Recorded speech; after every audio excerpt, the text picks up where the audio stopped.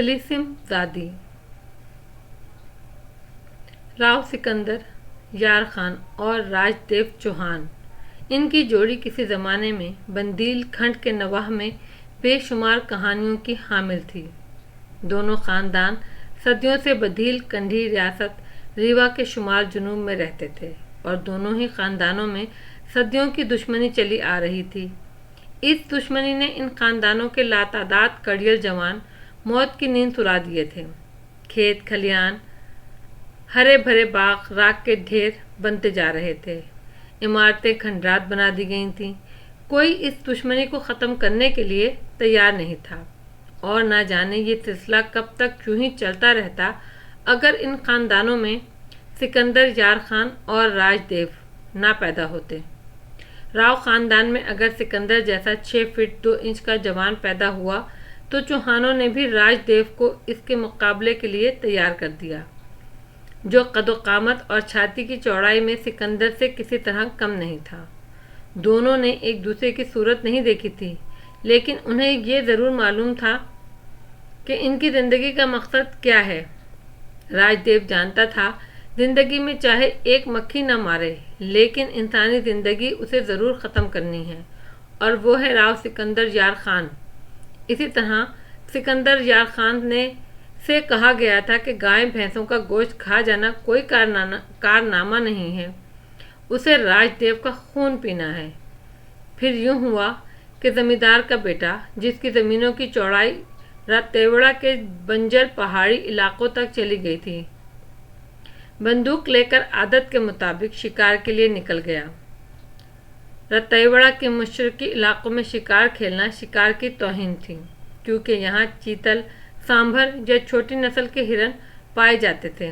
दरिंदों में ज़्यादातर सुर्ख रंग के रीछ नज़र आते थे, जिनकी नज़र वैसे ही कमज़ोर होती है और वो शिकारी की ऐन सीध में आकर आसानी से शिकार हो जाते हैं। दरिंदों के खून के रसिया को तो भंडारे के जंगलात में शिकार करने का मज़ा आता था, जहाँ हर तरह के दरिंदे बाकिसरत पाए जाते थे। लेकिन भंडारा पहुँचने के लिए कई रीवा के जनूब से गुजरना होता, जहाँ चौहानों की ज़मीन फैली हुई थी। राव गजनफर यार खान, उसकी तरफ से शिकार के लिए मुमानत थी, क्योंकि वो बेटों को भेड़ियों की बीट की तरफ नहीं भेजता था। लेकिन बिफरी हुई जवानी इन पाबंदियों को खातर में कहाँ लाती है, ये तो सिर्फ चंद ही लोग जानते थे कि सिकंदर अगर तन्हा शिकार के लिए गया है तो उसका रुख भंडारे की तरफ ही होगा।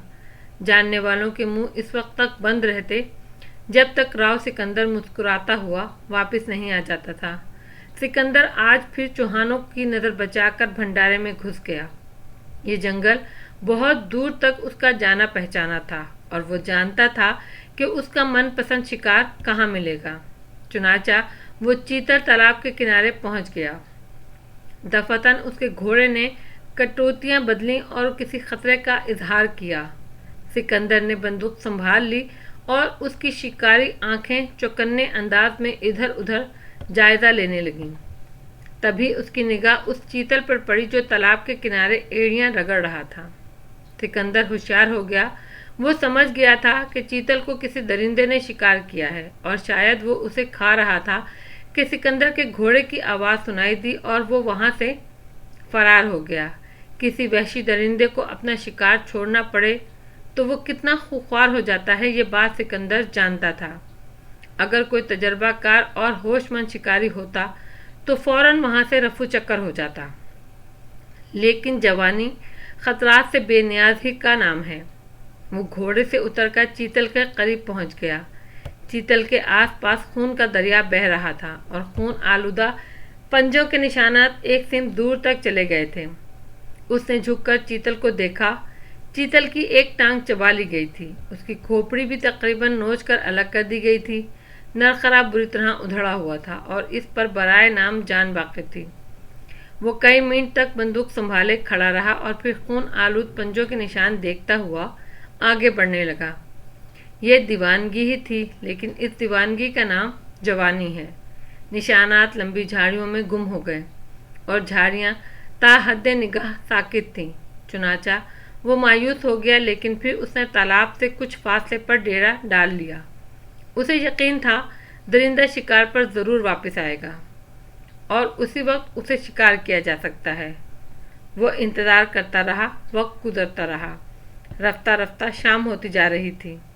گو ابھی اندھیرا دور تھا، لیکن درختوں کے درمیان ویسے ہی سورج کی روشنی کم ہوتی ہے۔ دفعتاً گھوڑے کے نتھنوں سے کھر کھر کی آواز نکلی۔ یوں بھی وہ خوفزدہ نظر آ رہا تھا، جس کا مطلب تھا اسے درندے کی بو آ رہی تھی۔ پھر راؤ سکندر نے اسے دیکھ لیا۔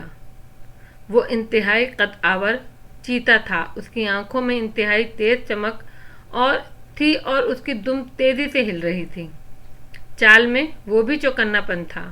ممکن ہے اس کے حساس کانوں نے گھوڑے کی کڑکڑاہٹ سن لی ہو۔ جنگل میں ہیبت ناک سناٹا چھایا ہوا تھا۔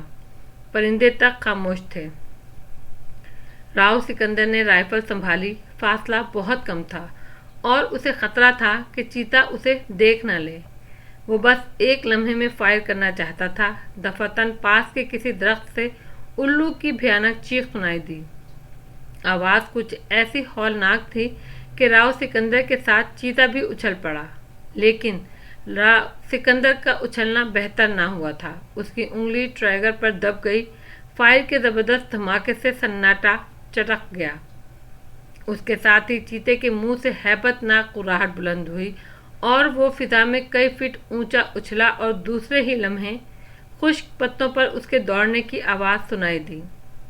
راؤ سکندر دیوانگی کے عالم میں اس کے پیچھے دوڑ پڑا۔ چیتے کے دوڑنے اور قرانے کی آوازیں صاف سنائی دے رہی تھیں، لیکن شاید وہ زخمی ہوا تھا۔ وہ زیادہ تیز نہیں دوڑ پا رہا تھا۔ یہ راؤ سکندر کی خوش بختی تھی کہ زخمی چیتا پلٹ نہیں پڑا، بلکہ اپنے عقب سے قدموں کی آواز سن کر وہ کچھ بدحواس بھی ہو گیا تھا۔ اونچی اونچی جھاڑیوں کا یہ سلسلہ اچانک ختم ہو گیا۔ دوسری طرف چھدرے درخت اور گھاس کا میدان پھیلا ہوا تھا۔ راؤ سکندر نے چیتے کو دیکھ لیا، لیکن اس کے ساتھ ہی اس نے کچھ اور بھی دیکھا۔ وہ بھی ایک قد آور جوان تھا اور شاید فائر کی آواز نے اسے چوکنا کر دیا تھا، لیکن وہ سمت کا اندازہ نہیں لگا سکا تھا اور بے خبری کے انداز میں ادھر ادھر دیکھ رہا تھا کہ اچانک اس سے صرف چند گز کے فاصلے پر چیتا نمودار ہوا۔ قد آور جوان کوئی فیصلہ بھی نہیں کر پایا تھا کہ چیتے نے اسے دیکھ کر غراتے ہوئے ایک لمبی زقد لگائی۔ اس کا نشانہ قد آور نوجوان ہی تھا، لیکن راؤ سکندر نے اس وقت مکمل کمال کیا اور اس نے فضا میں چیتے کا صحیح نشانہ لگایا، ٹرائگر دبایا۔ گولی نے چیتے کی پیشانی اڑا دی۔ وہ نیچے گر کر فوراً مر گیا۔ قد آور جوان کو شاید موت نظر آ گئی تھی اور وہ ساکت ہو گیا تھا، لیکن فائر کی آواز اور پھر مردہ چیتا دیکھ کر وہ چونکا اور اس نے جھاڑیوں میں فرشتے کو دیکھ لیا، جو یمدود نہیں تھا بلکہ مسیحا تھا۔ عین اسی وقت دوسری طرف سے بہت سے لوگ چیختے چلاتے دوڑ پڑے اور انہیں دیکھ کر راؤ سکندر جھاڑیوں ہی میں ہوا ہو گیا۔ اسے خدشہ ہوا کہ اب اس کا راز کھل جائے گا اور اس کے بعد اس کی گوشمالی ہوگی یا کوئی اور قصہ کھڑا ہو جائے گا۔ چنانچہ لمبا فاصلہ طے کر کے وہ گھوڑے کے پاس پہنچا اور پھر گھوڑے کی رسی کھول کر اسے دوڑا دیا۔ وہ بھنڈارے میں دیکھے جانے کا خطرہ مول نہیں لے سکتا تھا۔ ادھر تو یہ ہوا، ادھر قد آور جوان اس تجسس کا شکار ہو گیا کہ وہ کون تھا جس نے اس وقت اسے نئی زندگی عطا کی۔ چیتے کی لاش سامنے پڑی تھی۔ وہ اسے چھوڑ کر جھاڑیوں میں گھس گیا اور پھر دور تک نکل آیا، لیکن چیتے کو ہلاک کرنے والا چھلاوا غائب ہو گیا۔ اس چھلاوے کی موہنی صورت اس کی نگاہوں میں تھی۔ اس کے ساتھی اس کے پیچھے پہنچ گئے۔ یہ کیا غضب کر رہے ہیں مہاراج، آپ نے نر مارا ہے، مادہ بھی کہیں آس پاس ہی ہوگی۔ کیا بکواس کر رہے ہو، اسے کسی اور نے مارا ہے۔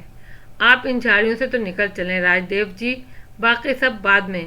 قد آور جوان کے ساتھ کچھ تجربہ کار شکاری بھی تھے اور وہ جانتے تھے کہ اس وقت صورتحال کیا ہے۔ بہرحال وہ راج دیو کو وہاں سے دور لے گئے۔ تب کہیں انہوں نے سنا تھا کہ چیتا کیسے مارا گیا۔ راج دیو مہینوں اپنے اس محسن کو یاد کرتا رہا۔ وقت نے کچھ اور سفر طے کر لیا۔ پھر ایک دن وکرم دھاریہ نے ہانپتے کانپتے راج دیو کو بتایا महाराज, राव सिकंदर भंडारे में घुसा है और अकेला है। राव सिकंदर? राजदेव का दमकता चेहरा स्या पड़ गया।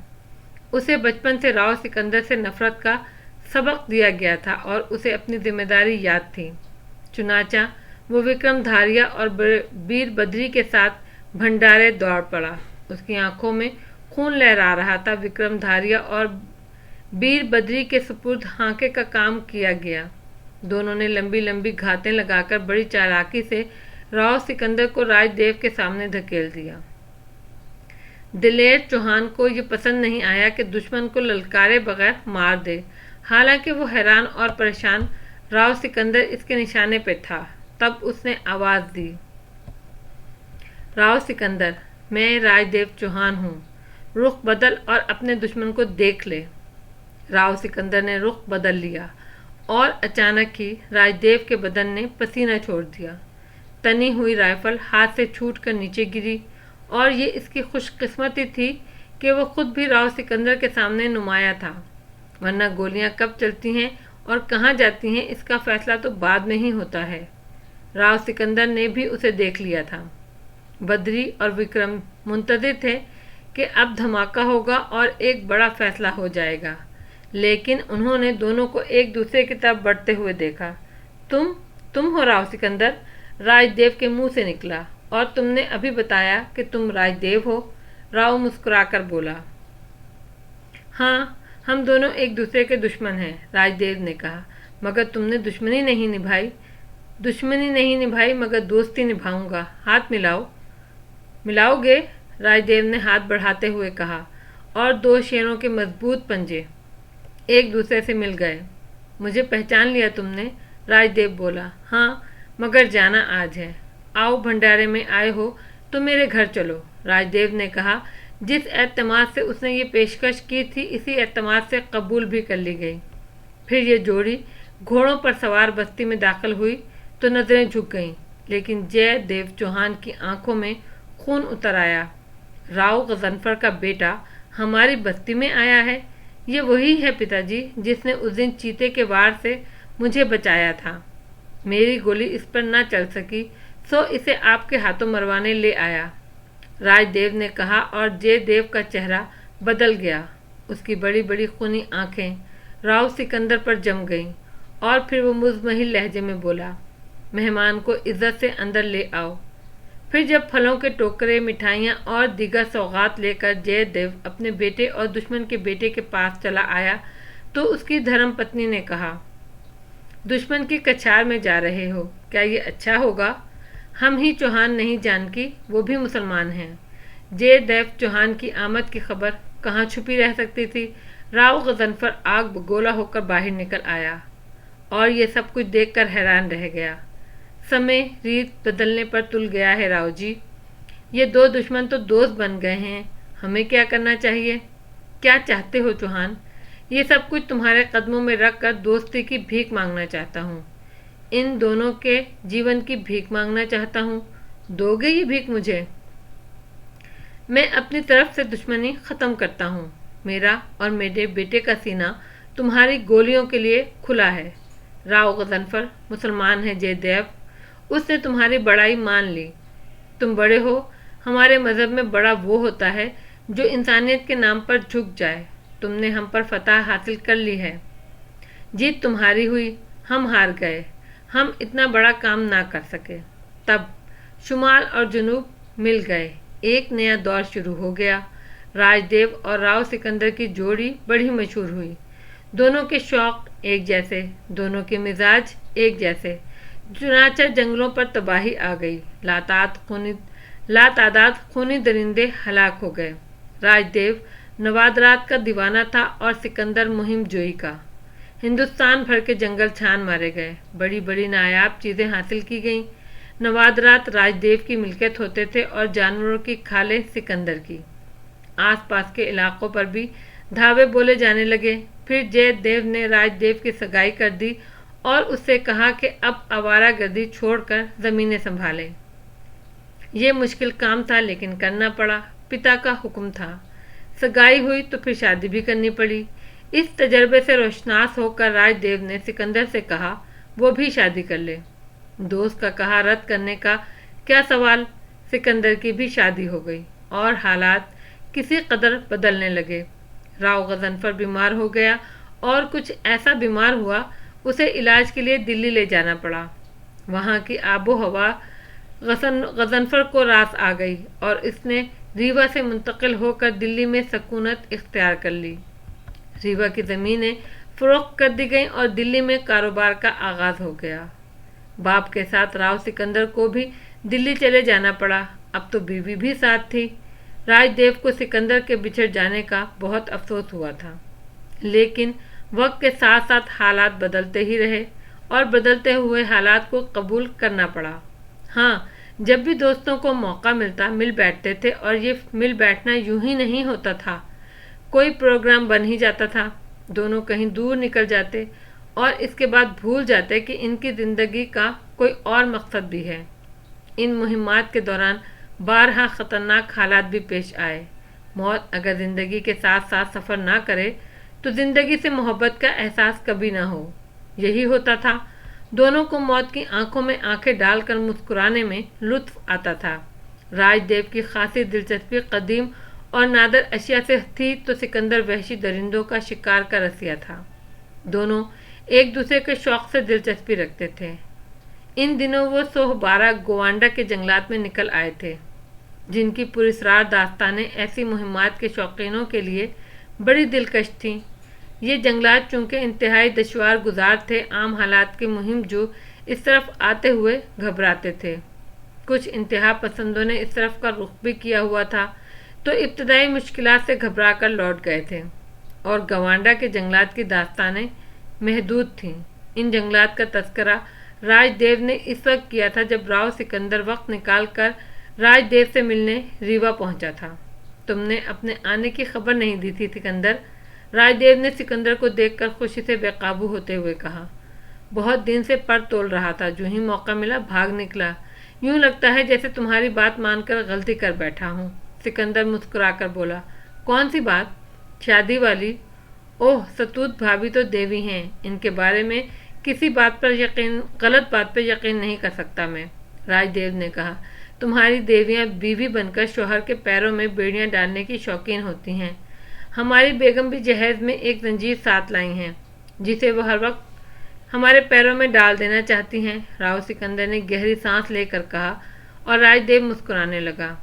और तुम इस जंजीर को देखकर परेशान हो गए? नहीं, परेशान तो नहीं हुआ, लेकिन पिछली बार सतूत ने बहुत दिन तक नाराज़गी का इजहार किया था। उसे मनाने के लिए पूरा 1 माह नैनीताल में गुजारना पड़ा। महागुरु और उसका हल मौजूद है, बल्कि मुझे तो हैरत है तुमने ये हल क्यों ना तलाश कर लिया अब तक। कैसा हल? सिकंदर ने पूछा। भाभी जी के पैरों में जवाबी जंजीर डाल दो। वो कैसे?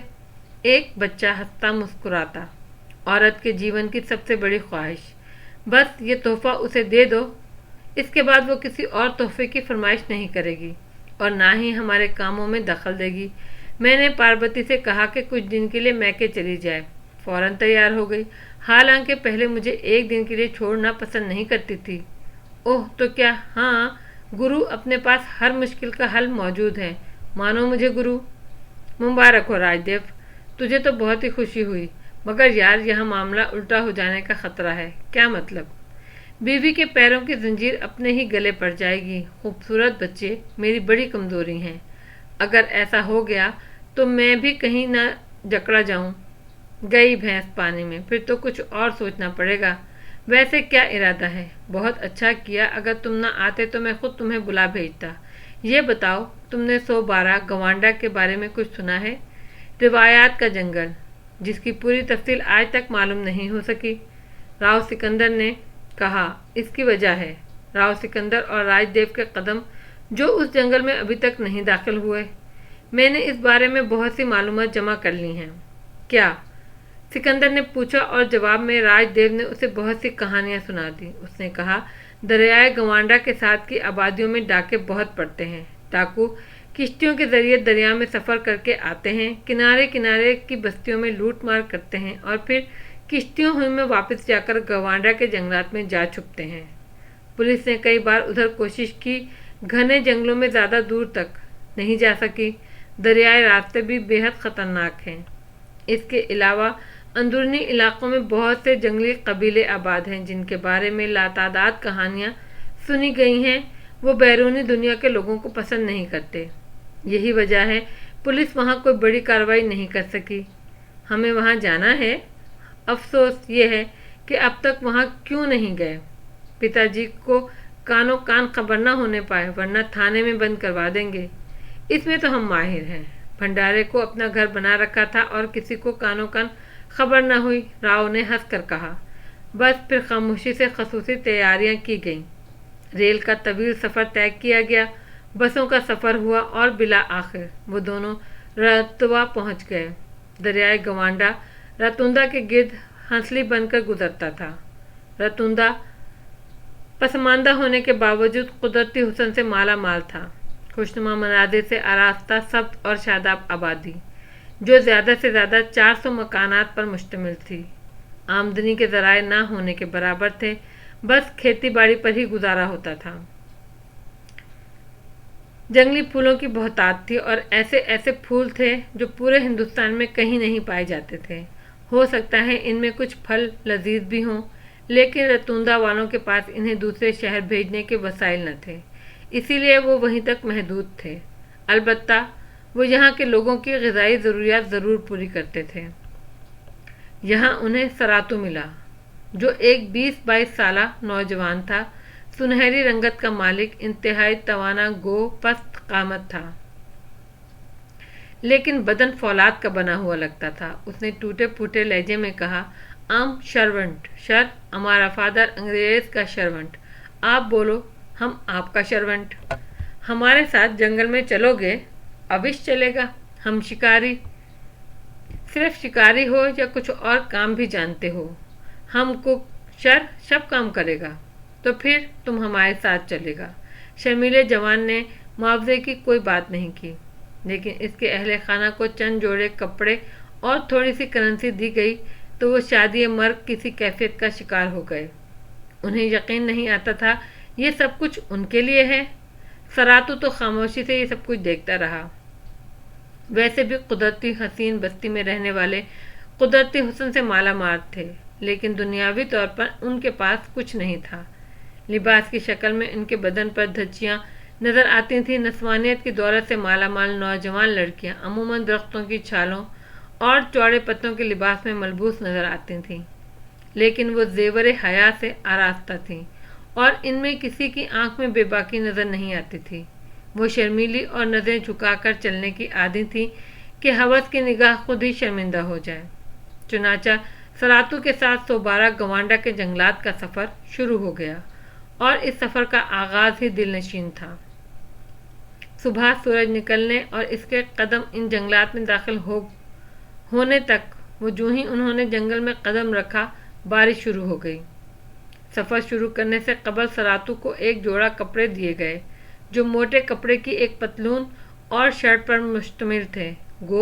दोनों कपड़े सरातू के बदन पर ढीले और लंबे थे, लेकिन सरातू ने उन्हें पहनकर सहज़दा सा होकर कहा कि ये तो बहुत खूबसूरत है। उसने पतलून के पांचे उल्टे और एक सुतली से कसकर बांध लिए। कमीज भी चौंके ढीली थी, इसीलिए एक सुतली कमर पर बांधकर उसे भी फिट कर लिया गया। जूते और हैट रंदू मैट थे। सरातू इस हुलिये में बहुत मुज़ाहिका खेज लग रहा था, लेकिन इसके अंदाज से ऐसा लगता था जैसे वो इस वक्त खुद को उस अंग्रेज से कम नहीं समझ पा रहा जिसके पास उसका बाप नौकर था। राजदेव ने कहा था, काश हम अपने साथ बहुत से पुराने कपड़े ले आते, इन लोगों को किस कदर खुशी होती। क्या मालूम था, राव सिकंदर ने कहा।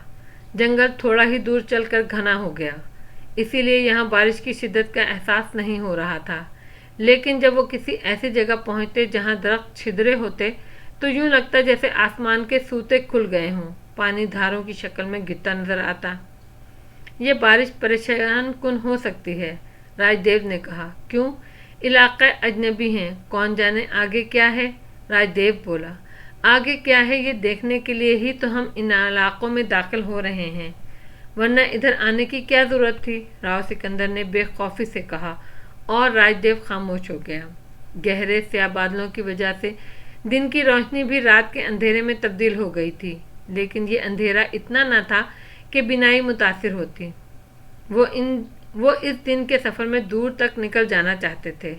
سامان ان کے شانوں پر لدا تھا اور وہ مسلسل آگے بڑھ رہے تھے۔ حالانکہ سراتو نے ان کا تمام سامان اٹھانے کی کوشش کی تھی، لیکن انہوں نے اسے روک دیا اور سامان کے 3 بیگ بنائے۔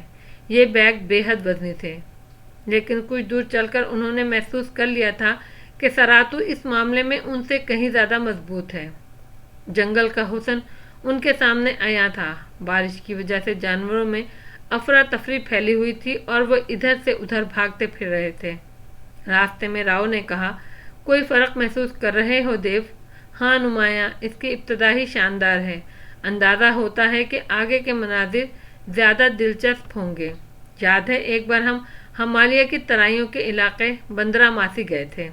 بندرا ماسی کے جنگلات کچھ ان جنگلات سے ملتے جلتے تھے۔ کسی حد تک وہ اژدہوں کا جنگل تھا۔ وہ عجیب ڈھیر میں آج تک نہیں بھول سکا جس کے آخری سرے سے ایک پھن برآمد ہوا تھا اور ہم اس ڈھیر پر بیٹھے ہوئے تھے۔ ایک نرم بستر سمجھ کر سکندر نے کہا لگایا۔ رات کا وقت تھا، مجھے اندازہ ہی نہ ہو سکا۔ میں نے سوچا خاص قسم کی جنگلی گھاس ہے۔ راؤ بھی ہنستا ہوا بولا۔ سراتو نے سیٹی بجانا شروع کر دی اور تھوڑی دیر کے بعد ان دونوں نے بھی اس کے سروں سے سر ملانا شروع کر دیے۔ پہلی آواز پر سراتو کی سیٹی رک گئی، لیکن اس کے بعد وہ کچھ سست ہو گیا تھا۔ آسمان سے گھٹا ٹوپ اندھیرے اترتے رہے اور گھڑیوں نے شام کے 7 بجائے تو وہ رک گئے، گویا قیام کا فیصلہ ہو گیا۔ درختوں کے پتوں سے بارش کے قطرے چھن رہے تھے، اسی لیے آگ جلانے کا سوال ہی نہیں پیدا ہوتا تھا۔ البتہ تھرمس میں چائے موجود تھی جو بالکل تازہ جیسی تھی۔ عمدہ قسم کے بریڈ رول چائے کے ساتھ لطف دینے لگے۔ خوراک بھی کئی مرحلوں میں تقسیم کر لی گئی تھی۔ ابتدائی سفر میں ایسی چیزیں جو گھریلو طور پر تیار کی گئی تھیں اور کئی دن تک کارآمد رہ سکتی تھیں، اس کے بعد خشک اشیاء کا دور آتا، پھر خشک کیے ہوئے پھل، البتہ اس دوران شکار کے گوشت کو فوقیت دی جاتی اور ساتھ لائی ہوئی خوراک محفوظ رہ جاتی۔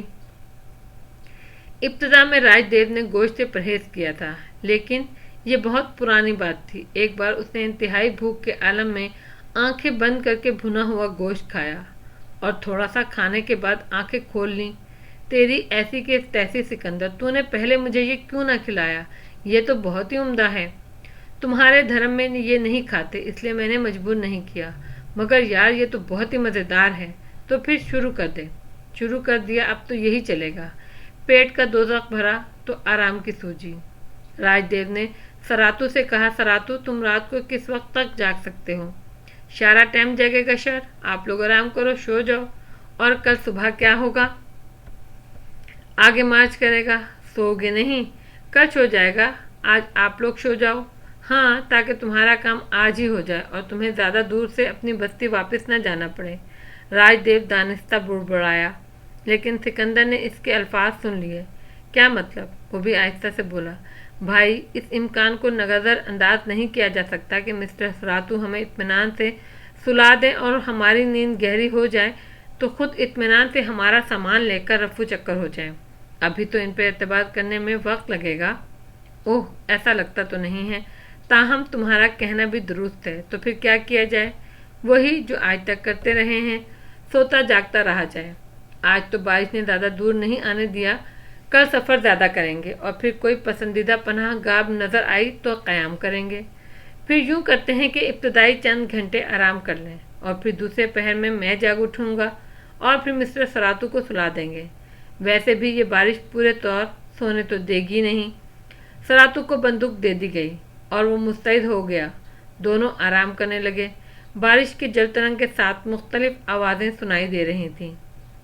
دن میں بھی کبھی شیروں کی دھاڑ سنائی دے جاتی تھی، لیکن یہ آوازیں نہ تو ان کے لیے خوف کا باعث تھیں نہ ہی خطرناک۔ وہ ان آوازوں سے آشنا تھے اور جانتے تھے کہ کون سی آواز کب خطرناک ہوتی ہے۔ البتہ بارش پریشان کر رہی تھی اور کافی تیز ہو گئی تھی۔ گو ان کے پاس بارش سے بچنے کا بندوبست تھا، لیکن پھر بھی اس عالم میں نیند نہیں آ سکتی تھی۔ وقفے وقفے سے دونوں آپس میں گفتگو کرنے لگتے۔ सरातू पत्थर के बुत की मानंद बंदूक पर प्लास्टिक डाले बैठा हुआ था। इसके बदन में जुम्बिश तक न थी। कई बार तो उन्हें शुबा हुआ था कि वो बैठे बैठे सो गया है। ऐसे वक्त में उसे आवाज़ दी गई तो वो चाको चौबंद लहजे में बोला, मैं जागता क्षण आराम करो, सो जाओ। और उसके आराम से सो जाने के मशवरे पर उन्हें हंसी आ जाती।